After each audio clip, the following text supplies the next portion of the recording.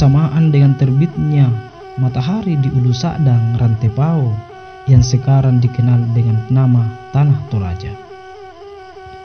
Berjalanlah dari sana 6 orang laki-laki yang berbadan besar. Ada orang yang beranggapan bahwa ke-6 orang ini bersaudara. Mereka ini adalah pengembara dan adapun nama-namanya, yang pertama Puang Rimulu, yang kedua Mangkoana atau gelarannya Lando Belue, yang ketiga Pongka Padang atau gelarannya Puang Rilembang, yang keempat Bombong Langi, yang kelima Lando Buntu, yang keenam Lombeng Susu. Ke-6 laki-laki ini tidak ada orang yang tahu dari mana asal mereka. Lalu mereka masing-masing memilih daerah yang mereka senangi untuk diduduki sekaligus dijadikan daerah tempat tinggal. Antara lain Puang Rimulu tinggal di Rantepao atau yang sekarang bernama Tanah Toraja. Lando Belue pergi ke Bone dan tinggal di sana. Bombong Langi ke Masupu, Lando Guntu ke Duri, Lombe Susu ke Lohe Galumpang, Pongka Padang terus ke Tabulahan. Adapun yang akan kami ceritakan di sini ialah bagaimana perjalanan nenek Pongka Padang, karena dialah yang menjadi nenek moyang kami, orang Tabulahan. Pada waktu itu Pongka Padang berangkat dari Sa'dang dengan tidak merasa lelah.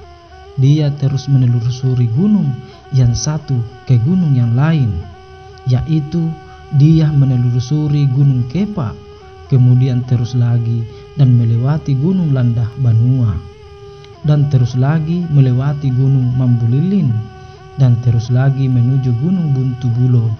Akhirnya dia tiba di suatu daerah yang sekarang dikenal dengan nama Tabulahan. Daerah ini dulu dikenal dengan nama Bulo Mahpa dan belum ada satu orang pun yang tinggal di daerah tersebut. Pada waktu Pongka Padang melakukan pengembaraan, dia disertai dengan 2 orang pengawal yang mempunyai tugas masing-masing. Yang satu orang pembawa gong atau padalin, yang kedua 1 orang pembawa pedang dan sepu atau jimat-jimat pakaian dan lain-lain. Nama kedua orang pengawal tersebut hanya 1 orang yang diketahui namanya sampai sekarang, yaitu Tak Malilin atau Mambulilin. Akan tetapi dalam perjalanannya Mambulilin terserang penyakit yang parah sehingga mereka harus tinggal di atas sebuah gunung. Namun tidak beberapa hari lamanya mereka tinggal di atas gunung tersebut. Ternyata keadaan Mambulilin semakin parah dan akhirnya meninggal dunia. Lalu Pongka Padang menguburkan di atas gunung itu. Itulah sebabnya gunung itu diberi nama Gunung Mambulilin, sebab tempat dikuburkannya Mambulilin. Nenek Pongka Padang meneruskan lagi perjalanannya bersama seorang pengawalnya yang satu. Tetapi sayang sekali sebab nama pengawal tersebut tidak diketahui sampai sekarang. Namun sejarah membuktikan bahwa memang masih ada 1 orang pengawal yang berjalan dengan Pongka Padang pada waktu itu sampai di Gunung Buntu Bulo di Tabulahan. Kemudian hari baru mulai muncul nama Polo Padang, tapi sekarang tidak ada yang bisa memastikan kalau memang betul itu adalah Polo Padang yang dimaksud.